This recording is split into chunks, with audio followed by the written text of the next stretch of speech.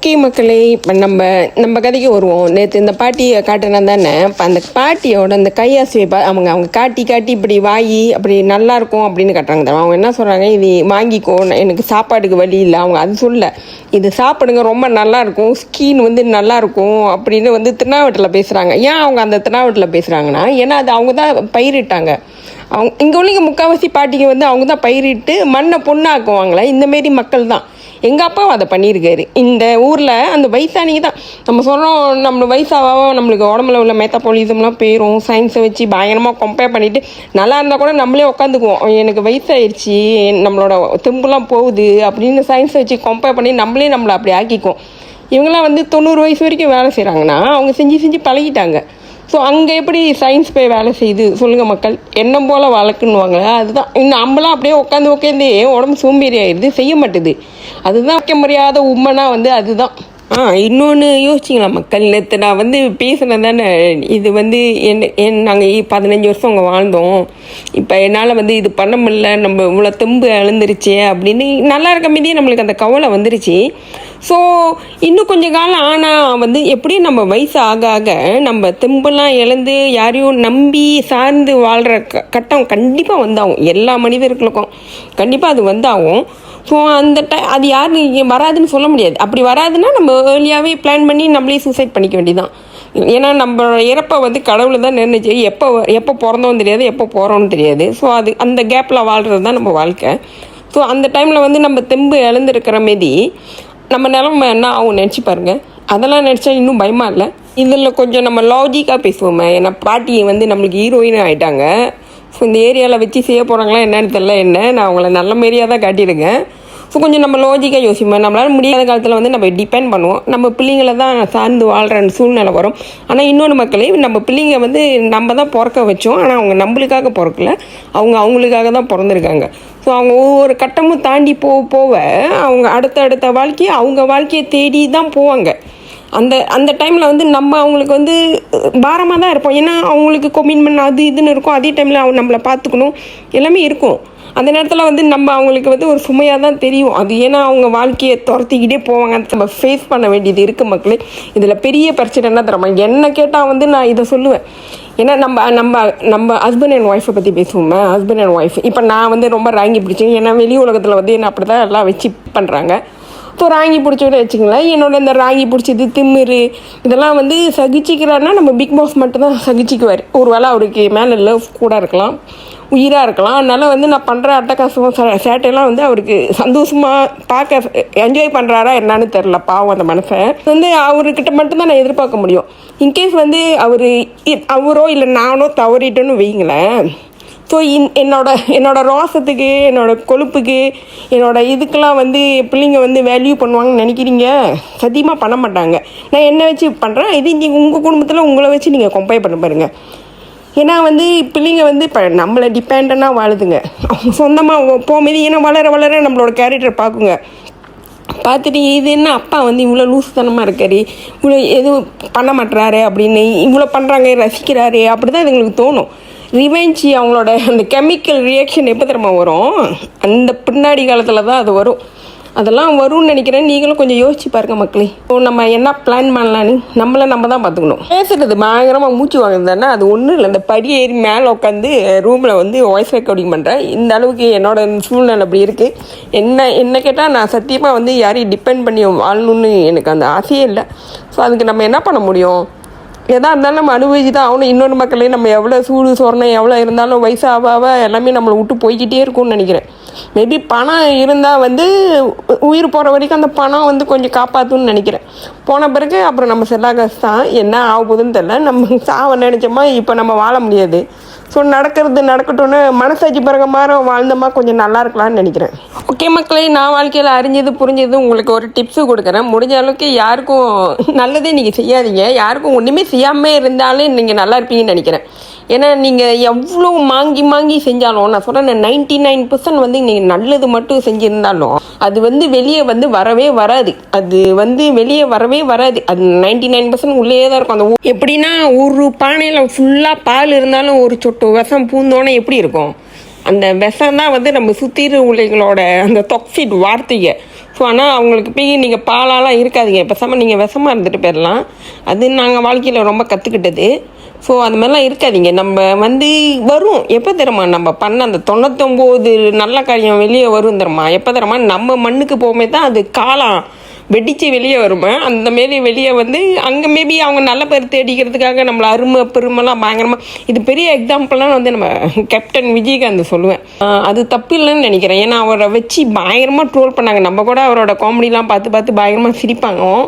ஆனால் அவர் இறந்த பிறகு தானே அவர் பண்ண நல்ல காரியமே வெளியே வந்துச்சு. அந்த மாதிரி தான் நல்லவங்களோட வாழ்க்கை அப்படி தான் இருக்கும். செத்த பிறகு தான் நம்மளை பாராட்டுவாங்க. அவங்க பாராட்டு வாங்குறதுக்காக நம்மளை பாராட்டுவாங்கன்னு நினைக்கிறேன். ஸோ அதனால் நீங்கள் உங்கள் குடும்பம் நீங்கள் மட்டும் இருங்க, நல்லாயிருக்கும். ஏன்னா அவங்கள நியாயப்படுத்துறதுக்கு நம்மளை தான் அவங்க எல்லாமே நம்மளை தான் திருப்பி விடுவாங்க. கையை திருப்பி திருப்பி நம்மளை தான் காட்டுவாங்க. எப்படி பார்த்தாலும் நம்மளை லாக் பண்ணிடுவாங்க. எப்படி பார்த்தாலும் லாக் பண்ணி அவங்க நம்மளையே திருப்பி திருப்பி காட்டுவாங்க. அதனால் நீங்கள் ஏன் உங்கள் குடும்பத்தை மட்டும் பார்த்துங்களா, ஏன் வெளி உலகத்தை நீங்கள் பார்க்குறீங்க?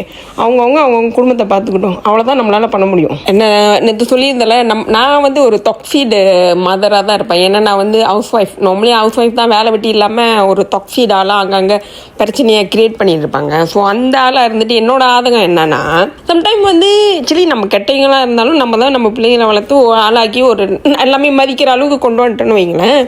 அந்த டைமில் நம்மளோட சின்ன குறைங்களை கண்டுபிடிச்சிட்டாங்களா, சரி நம்ம தங்கச்சியோ அக்காவோ இது சொந்தமோ தாத்தாவோ பாட்டியோ அப்படி சொல்லிட்டு சரி ஆதங்கப்பட்டு நான் 100% அடிக்க சொல்லுவேன். நான் வாழ்க்கையில் யாருக்கு காசு ஏமாத்துனது கிடையாது, யாருக்கும் வயிற்றுல அடித்தது கிடையாது, யாருக்கும் நம்பிக்கை துரோகம் பண்ணது கிடையாது. அதை நான் வேணுமா தைரியமாக நான் பேசுகிறேன். நான் அப்படி உங்களை யாராவது ஏமாத்தினா நீ கண்டிப்பாக என்கிட்ட கமெண்ட் கொடுங்க, நான் அடித்து சொன்னேன். நான் இது வரைக்கும் நாங்கள் அதை பண்ணதே கிடையாது. நானும் சரி நம்ம மிஸ்ஸஸ் சாரா பிக் பாஸும் கிடையாது, நாங்கள் அதை செஞ்சதே கிடையாது.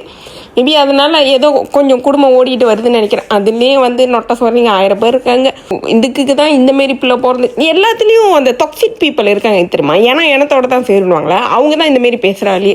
ஸோ அந்த இனத்தை உங்கள் கூட வச்சுக்காதீங்க. இதில் நான் என்ன சொல்ல வரேன்னா, சரி இந்த கெட்ட அம்மா தான் நம்ம வளர்த்து ஒரு வழிக்கு கொண்டு வந்துட்டோம். ஏன்னா சின்ன வயசாக இருக்கும் போது பிள்ளைங்க நம்ம கண்ட்ரோலில் இருக்குங்க. பெருசாகிட்டு நம்மளுக்கு அதுங்க ஃப்ரீடம் கொடுத்துருவோம். நல்லா ஃபோனு பாய்ப்பாங்க, எல்லாமே பாய்ப்பாங்க. இப்போ நம்ம சொந்தக்காரங்க எல்லாம் சில பேத்துக்கு ரோசம் கூட இருக்கும். இப்போ என்னெல்லாம் கேட்டால் உப்புலேயே வளர்ந்தாள் கடல்லே வளர்ந்தாள் ரோசமோ பாசமோ பிச்சுக்கிட்டு வரும். அதுதான் என்னோடய பிரச்சனையே, அதுதான் நினைக்கிறேன். அதனால் நீங்கள் பாருங்கள், கூடி எல்லாம் பேசுவாங்க, கூடி பேசுவாங்க, நம்மளை பற்றியே அவங்க பேசுவாங்க. அப்போ நம்மளுக்கே எனக்கு தோண ஆரம்பிச்சிருச்சு, ஒருவேளை நம்ம தான் தப்பானீங்க, இவங்களாம் சந்தோஷமாக ஒற்றுமையாக இல்லாததுக்கு நம்ம தான் அவ்வளோ காரணமோ அப்படின்லாம் தோன்ற அளவுக்கு வந்துடும். இன்னொன்று மக்களே, நீங்கள் சரி இப்போ நம்ம தப்பு பண்ணியிருக்கோம், சரி நாங்கள் 99% நல்லது செஞ்சுருக்கோம் அப்படின்னு நினச்சா நீங்கள் மனசார நல்லது செய்யணும்னா நீங்கள் டைரெக்டாக நம்மள்ட்ட பேசலாம். நம்ம பிள்ளைங்கள்கிட்ட போய்ட்டு இதனால தான் அப்படி பண்ணலை, இதனால தான் நான் இப்படி பண்ணுறேன்னு சொல்கிறேன். நீங்கள் அங்கே நீங்கள் நல்லவன்னு கட்டுறதுக்கு சொல்கிறீங்களா, இல்லை நீங்கள் பண்ணுற தப்பை மறைக்கிறதுக்கு, இல்லை நீங்கள் நல்லவன்னு கட்டுறதுக்கு நம்மளை அங்கே ப்ளேம் பண்ணுவாங்க. அதை நான் நல்லா பக்காவாக பார்த்துட்டேன். இன்னொன்று கஷ்டப்பட்டு தான் நம்ம வளர்த்து கொண்டாந்துருப்போம். சில பேர் உரிமை கொண்டாடுங்க, நீ யார் இந்த டேஷ் எங்களை பிரிக்கிறதுக்கு, நீ யார் இந்த டேஷ்னு. அது நம்மளுக்கு கிடைக்கிற வலி தெரியுமா, பயங்கரமாக இருக்கும். அதெல்லாம் நான் அனுபவிச்சிருக்கேன். கண்டிப்பாக முக்கால்வாசி பேர் நீங்கள் அதை அனுபவிச்சிருப்பீங்க. தயவுசெய்து இந்தமாரி கேவலமான கேரக்டர் இருந்தால் அதை பண்ணாதீங்க. ஏன்னா அவங்க அந்த பிள்ளைங்களுக்கு செஞ்சது அசிங்கப்படுத்துகிற மாரி ஆயிரும். அந்தமாரி செஞ்சு உங்களுக்கு என்ன கிடைக்க போகுது சொல்லுங்கள். சரி இப்படி சொல்லி இப்போ அவங்க செஞ்ச அவங்களோட உழைப்புக்கும் மரியாதை கிடையாது. இன்னொன்று அப்படி சொல்லிட்டு நீங்கள் நல்லவங்களாம் கட்டி இதுக்கு மேலே என்ன குடும்பத்தை க்ரோ பண்ண போகிறீங்க சொல்லுங்கள் ப்ளீஸ். இந்த பொண்ணோட முடியை பற்றிங்களா எவ்வளோ நீட்டாக இருக்குது. அது எனக்கு ஒரு பெரிய ஆதங்கமாகவே இருக்குது. சில பேர் முடியெல்லாம் விரிச்சு போட்டு வீடியோலாம் எடுப்பீங்க, அதை பார்த்தாலே எனக்கு உங்கள் மூஞ்சி தெரியாது. அது முடி தான் ஆகா அவ்வளோ நீட்டுக்கு இருக்கேன்னு ஒரு ஏக்கமாகவே இருக்குது. அது எப்போ வளரப்போதோ தெரில. ஸோ மக்களே, நம்ம பொம்பளையாக இருக்கிறீங்க, ஸ்பெஷலி ஹவுஸ் ஒய்ஃப், வேலை வெட்டி இல்லாமல் இருக்கிறீங்க, சூடு சொரணம் எதுவுமே இருக்கக்கூடாது. நம்ம பிடிக்காதவங்களை பார்க்கணுன்னா நம்ம போய் தான் ஆகணும். அந்த ஃபங்க்ஷன் போனால் நம்ம கலந்து தான் ஆகணும்.